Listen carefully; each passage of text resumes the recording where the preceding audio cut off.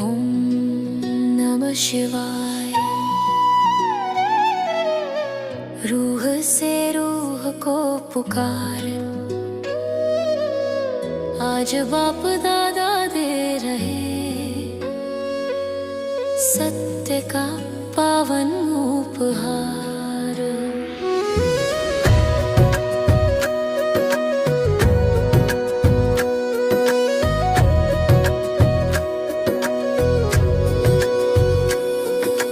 सतबा पाया संगम पर स्मृति जगाने आया है। मैं आत्मा हूँ हर पल ये आभास कराता है।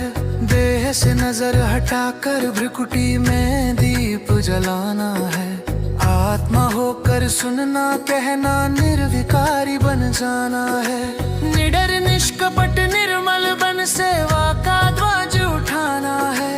निश्चय बुद्धि जो बन जाए वो विजय का सौभाग्य पाए। मैं आत्मा सत्य का वरदान धरे एक बाप ही सखे यही मन में भरे। माया प्रूफ बनूं प्रेम में लवलीन रहूं। बाप ही मेरा आधार मैं उसमें लीन रहूं। ओम शांति।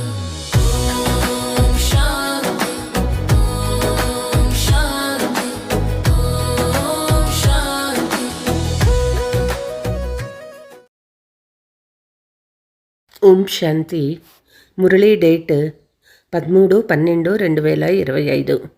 మధురమైన పిల్లలారా, ఇది ఈశ్వరీయ మిషన్. మీరు అందరినీ ఈశ్వరునికి చెందిన వారిగా చేసి అనంతమైన వారసత్వాన్ని ఇప్పిస్తారు. ప్రశ్న: కర్మేంద్రియాల చంచలత ఎప్పుడు సమాప్తమవుతుంది? జవాబు: మీ స్థితి ఎప్పుడైతే సిల్వర్ వెండి యుగం వరకు చేరుకుంటుందో, అంటే ఆత్మ త్రేతాయుగము సతో సామాన్య స్థితి వరకు చేరుకుంటుందో, అప్పుడు కర్మేంద్రియాల చంచలత సమాప్తమైపోతుంది. ఇప్పుడు మీది రిటర్న్ ప్రయాణము కాబట్టి కర్మేంద్రియాలను వశంలో ఉంచుకోవాలి. ఆత్మ పతితంగా అయ్యే ఏ పనిని రహస్యంగా చేయరాదు. అవినాశీ సర్జన్ మీకు తెలిసిన పథ్యాన్ని తప్పకుండా పాటించాలి. పాట: ఓ ప్రాణి నీ ముఖాన్ని చూసుకో. ఓం శాంతి. ఆత్మీక పిల్లలు ఆత్మీక తండ్రి అర్థం చేయిస్తూ ఉన్నారు. పిల్లలు మీకు మాత్రమే కాదు, ప్రజాపిత బ్రహ్మ ముఖ వంశావళికి చెందిన ఆత్మీక పిల్లలందరికీ తెలుసు. బ్రాహ్మణులైన మనకు మాత్రమే తండ్రి అర్థం చేయిస్తారు. మొదట మీరు శూద్రులుగా ఉండేవారు, తర్వాత బ్రాహ్మణులుగా అయ్యారు. తండ్రి కులాల లెక్కాచారం కూడా అర్థం చేయించారు. ప్రపంచంలోని వారికి వర్ణాల గురించి కూడా తెలియదు, కేవలం గాయనం ఉంది. ఇప్పుడు మీరు బ్రాహ్మణ వర్ణానికి చెందినవారు, తరువాత మళ్ళీ దేవతా వర్ణం వారిగా అవుతారు. ఇది రైటేనా అని ఆలోచించండి. మీ అంతకు మీరే నిర్ణయించండి. నా మాటలు వినండి, పోల్చి చూసుకోండి. జన్మాంతరాలుగా వింటూ వచ్చిన శాస్త్రాలు, జ్ఞానసాగర్లైన తండ్రి చెప్పే విషయాలు పోల్చి చూసుకోండి. ఏది రైటో నిర్ణయించుకోండి. బ్రాహ్మణ ధర్మాన్ని లేక బ్రాహ్మణ కులాన్ని పూర్తిగా మర్చిపోయారు. మీ వద్ద ఉన్న విరాట రూప చిత్రము చాలా కరెక్ట్ అయినది. దానిని చూపి అర్థం చేయించాలి.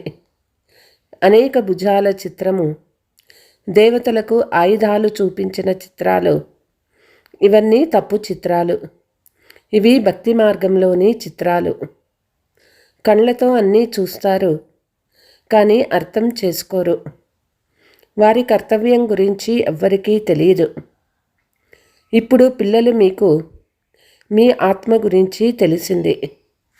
అంతేకాదు 84 జన్మల గురించి తెలుసుకున్నారు. తండ్రి మీకు ఎలా అర్థం చేయిస్తూ ఉన్నారో అలా మీరు ఇతరులకు అర్థం చేయించాలి. శివబాబా అందరి వద్దకు వెళ్ళరు. తప్పకుండా తండ్రికి సహాయంగా అవ్వాలి. అందుకే మీది ఈశ్వరీయ ప్రచార సంస్థ. అందరినీ ఈశ్వరునికి చెందిన వారిగా చేస్తారు. వారు ఆత్మలందరి అనంతమైన తండ్రి అర్థం చేయిస్తారు. వారి నుండి అనంతమైన వారసత్వం లభిస్తుంది. లౌకిక తండ్రిని ఎలా స్మృతి చేస్తారో అతని కంటే ఎక్కువగా పారలౌకిక తండ్రిని స్మృతి చెయ్యాలి కదా. లౌకిక తండ్రి అల్పకాల సుఖం ఇస్తారు. బేహద్దు తండ్రి బేహద్దు సుఖం ఇస్తారు. ఈ జ్ఞానము ఆత్మకిప్పుడే లభించింది. ఇప్పుడు మీకు 3 తండ్రులు ఉన్నారని తెలుసు. లౌకిక, అలౌకిక, పారలౌకిక తండ్రులు. బేహద్దు తండ్రి అలౌకిక తండ్రి ద్వారా మీరు అర్థం చేయిస్తూ ఉన్నారు. ఈ తండ్రి గురించి ఎవ్వరికీ తెలియదు. బ్రహ్మ జీవిత చరిత్రను గురించి ఎవరికీ తెలియదు. వారి కర్తవ్యం గురించి కూడా తెలుసుకోవాలి కదా. శివుని మహిమను, కృష్ణుని మహిమను గానం చేస్తారు. బ్రహ్మ మహిమ ఎక్కడ చేస్తారు? నిరాకార తండ్రి మనకి అమృతం ఇచ్చేందుకు నోరు తప్పకుండా కావాలి. భక్తి మార్గంలో తండ్రిని ఎప్పుడూ యథార్థ విధిలో స్మృతి చెయ్యలేరు. ఇప్పుడు మీకు ఇతను శివబాబా రథమని అర్థం చేసుకున్నారు. రథాన్ని కూడా అలంకరిస్తారు కదా. ఉదాహరణకి మహమ్మద్ గుర్రాన్ని కూడా అలంకరిస్తారు. పిల్లలు మీరు మనుషులకు చాలా మంచిగా అర్థం చేయిస్తారు. మీరు అందరినీ మహిమ చేస్తారు. మీరు దేవతలుగా ఉండేవారని 84 జన్మలు తీసుకొని తమో ప్రధానంగా అయ్యారని, ఇప్పుడు మళ్ళీ సతో ప్రధానంగా అవ్వాలి అంటే యోగం చేయాలని మీరు అందరికీ చెప్తారు. కానీ చాలా కష్టము మీద ఎవరో ఒకరు అర్థం చేసుకుంటారు. అర్థం చేసుకుంటే అపారమైన సంతోషం కలుగుతుంది. అర్థం చేయించే వారికైతే ఇంకా ఎక్కువ సంతోషం ఉంటుంది. బేహద్దు తండ్రి పరిచయం ఇవ్వడం తక్కువేమైనా విషయమా? అర్థం చేసుకోలేరు. ఇది ఎలా వీలవుతుంది అని అంటారు. అనంతమైన తండ్రి జీవిత కథను మీకు వినిపిస్తున్నారు.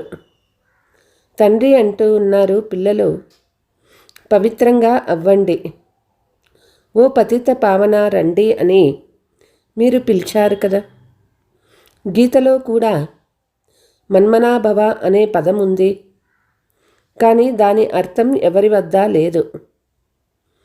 తండ్రి ఆత్మజ్ఞానాన్ని ఎంత స్పష్టంగా క్లియర్గా అర్థం చేయిస్తున్నారు. ఈ విషయాలు ఏ శాస్త్రాలలోనూ లేవు. భలే ఆత్మ బిందువని, బ్రుకుటి మధ్యలో నక్షత్రమని అంటారు. కానీ యథార్థంగా ఎలా ఉంటారో ఎవరికీ తెలియదు. ఇది కూడా తెలుసుకోవలసి ఉంటుంది. కలియుగంలో ఉండేది అధర్మము. సత్యయుగంలో అన్నీ ధర్మయుక్తంగా ఉంటాయి. భక్తి మార్గంలో ఇవన్నీ ఈశ్వరుణ్ణి కలుసుకునే మార్గాలని అంటారు. అందువల్లే మీరు మొదట ఇక్కడకు ఎందుకు వచ్చారో అన్న విషయం ఫారంలో నింపాలి. దీన్ని బట్టే మీరు అనంతమైన తండ్రి పరిచయం ఇవ్వాలి. వారిని మీరు ఆత్మల తండ్రి ఎవరు అని అడగండి. సర్వవ్యాపి అని అంటే అర్థం ఉండదు. అందరి తండ్రి ఎవరు అనేదే ముఖ్యమైన విషయము. తమ తమ ఇంటిలో వారికి అర్థం చేయించండి. మెట్లు, త్రిమూర్తి, కల్పవృక్షము, ఈ 3 ముఖ్యమైనటువంటి చిత్రాలు చాలా అవసరము. వృక్షము చిత్రము ద్వారా అన్ని ధర్మాల వాళ్ళు వారి వారి ధర్మాలు ఎప్పటి నుండి వచ్చాయో అర్థం చేసుకోవచ్చు. మనం ఈ లెక్క ప్రకారము స్వర్గానికి వెళ్ళగలమా? కనుక వెనుక వచ్చేవారు స్వర్గంలోకి వెళ్ళలేరు, శాంతిధామంలోకి వెళ్ళగలరు. వృక్షము ద్వారా కూడా చాలా స్పష్టంగా తెలుస్తుంది. ఏ ఏ ధర్మాలు వెనక వచ్చాయో వారి ఆత్మలు పైకి వెళ్ళి విరాజమై ఉంటాయి. మీ బుద్ధిలో పునాది వేయబడుతుంది. తండ్రి అంటూ ఉన్నారు, ఆది సనాతన దేవీ దేవతా ధర్మం యొక్క అంటైతే కట్టబడింది. అయితే ఆకులు మీరు తయారు చేయాలి. ఆకులు లేకుంటే వృక్షం ఉండదు. తండ్రి తన సమానంగా తయారు చేసేందుకు బాబా పురుషార్థం చేయిస్తూ ఉంటారు. ఇతర ధర్మాల వారు ఆకుల్ని తయారు చేయనవసరం ఉండదు. ఎందుకంటే వారు పైనుండి వచ్చి పునాది వేస్తారు. తర్వాత ఆకులు వారి వెనక పైనుండి వస్తూ ఉంటాయి. మీరు వృక్షాన్ని వృద్ధి చేసేందుకు ఈ ప్రదర్శనలు మొదలైనవి నిర్వహిస్తారు. దీనివల్ల ఆకులు వస్తాయి. తుఫాన్లు వచ్చినప్పుడు రాలిపోతాయి, ముడుచుకొని పోతాయి. ఆది సనాతన దేవీ దేవతా ధర్మము స్థాపన అవుతూ ఉన్నది. ఇందులో యుద్ధము మొదలైనవి మాటలేవీ లేవు. తండ్రి స్మృతి చేసి చేయించాలి. ఒక్క తండ్రిని మాత్రమే స్మృతి చేయండి. మిగిలిన రచనను వదిలేయండి. మీరు అందరికీ తెలుపుతారు. రచన ద్వారా వారసత్వం ఎప్పుడూ లభించదు. రచయిత అయిన తండ్రిని మాత్రమే స్మృతి చేయాలి. ఇతరులు గుర్తుకు రాకూడదని చెప్పండి.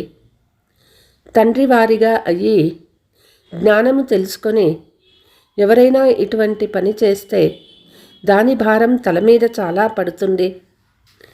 బాబా పావనంగా చేసేందుకు వస్తారు.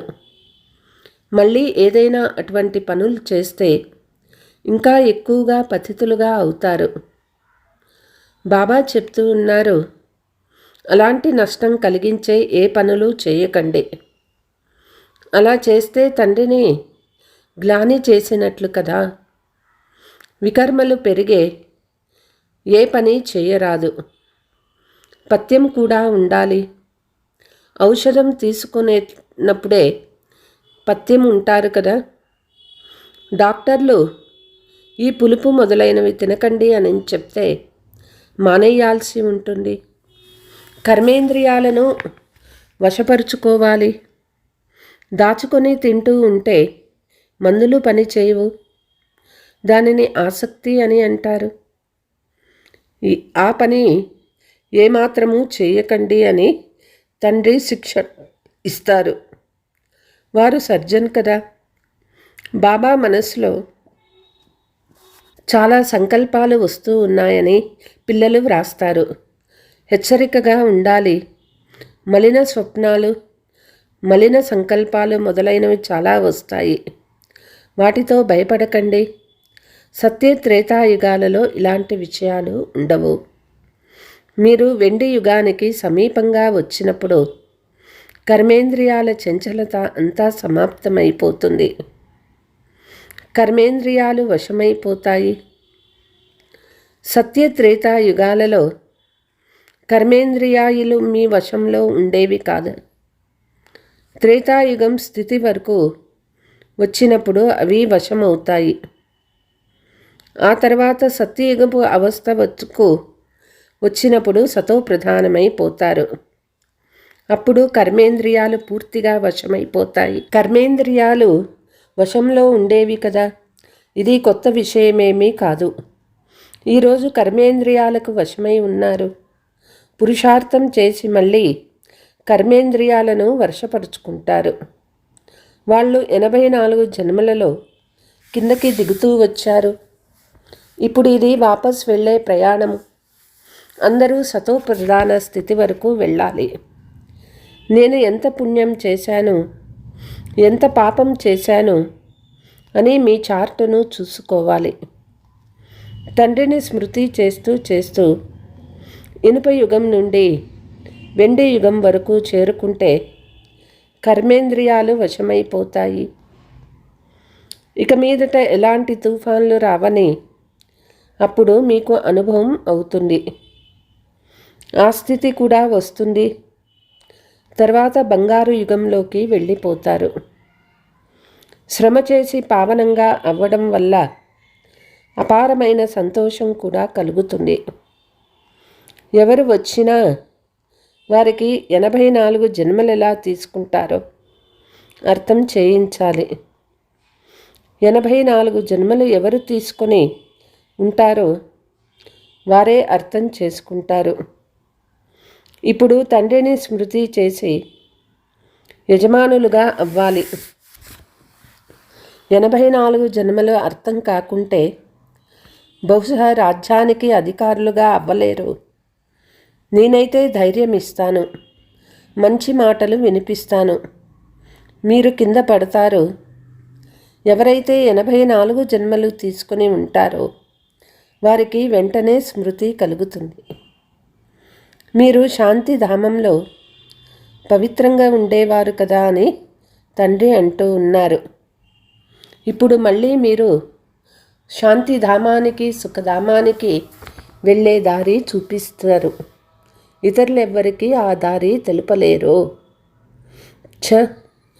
मीठे मीठे सिकीलते बच्चों प्रति मात पिता बाप दादा का याद प्यार और रूहानी बच्चों की रूहानी बाप दादा याद प्यार और नमस्ते. हम रूहानी बच्चों की रूहानी मात दादा को याद प्यार गुड మార్నింగ్ నమస్తే నమస్తే. ధారణ: ఒక్క తండ్రి ద్వారానే వినాలి. ఒక్కరి అవ్యభిచారి స్మృతిలోనే ఉండాలి. శరీరాన్ని కూడా సంభాళించాల్సిందే. మమకారము ఉండరాదు. తండ్రి ఏ పథ్యం తెలిపారో దానిని పూర్తిగా పాలన చేయాలి. తండ్రిని గ్లాని చేయించే పాపఖాతాను తయారు చేసే ఏ కర్మను చేయరాదు. స్వయాన్ని నష్టపరుచుకోరాదు. వరదానము: 3 సేవల యొక్క బ్యాలెన్స్ ద్వారా సర్వగుణాలను అనుభూతి చేసే గుణమూర్తి భవ. సంకల్పము, మాట మరియు ప్రతి కర్మ ద్వారా ఏ పిల్లలైతే సేవలో తత్పరులై ఉంటారో వారే సఫలతామూర్తులుగా అవుతారు. 3 మార్కులు సమానము. పూర్తి రోజంతటిలో 3 సేవలలో బ్యాలెన్స్ ఉంటే పాస్ విత్ హానర్ లేక గుణమూర్తులుగా అయిపోతారు. వారి ద్వారా అన్ని దివ్య గుణాల శృంగారం స్పష్టంగా కనిపిస్తుంది. ఒకరికొకరు తండ్రి గుణాలను లేక స్వయంలో గుణాలు చేసుకొని ధారణ చేసుకొని గుణాలను సహయోగం ఇవ్వడమే గుణమూర్తులుగా అవ్వడం. ఎందుకంటే గుణదానం అన్నిటికంటే గొప్ప దానము. స్లోగన్: నిశ్చయం అనే పునాది పక్కాగా ఉంటే శ్రేష్టమైన జీవితం స్వతహాగా అనుభవం అవుతుంది. అవ్యక్త సూచన: వెనుకటి కర్మల లెక్కాచారం యొక్క ఫలస్వరూపము శరీరానికి వ్యాధి వస్తుంది. మీ మనస్సు యొక్క సంస్కారము ఇతర ఆత్మల సంస్కారంతో ఘర్షణ కూడా చెందుతుంది. కానీ కర్మాతీతులు కర్మభోగానికి వశం కాకుండా యజమాని అయి లెక్కాచారము చుక్తు చేయించాలి. కర్మయోగిగా అయ్యి కర్మభోగాన్ని చుక్తు చేసుకోవటం ఇదే కర్మాతీత స్థితికి గుర్తు. ఇప్పుడిప్పుడే కర్మయోగి, ఇప్పుడిప్పుడే కర్మాతీత స్థితిని అభ్యాసం చేయండి. అచ్చా. ఓం శాంతి.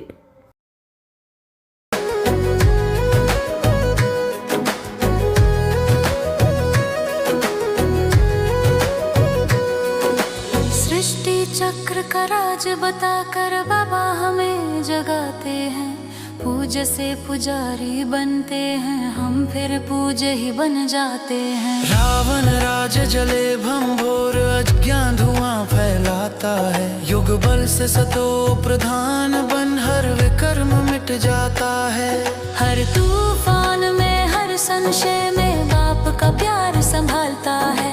माँ में कम याद करो बस यही पार उतारता है। और मैं आत्मा सत्य का वरदान धरे, एक बाप ही सखे यही मन में भरे।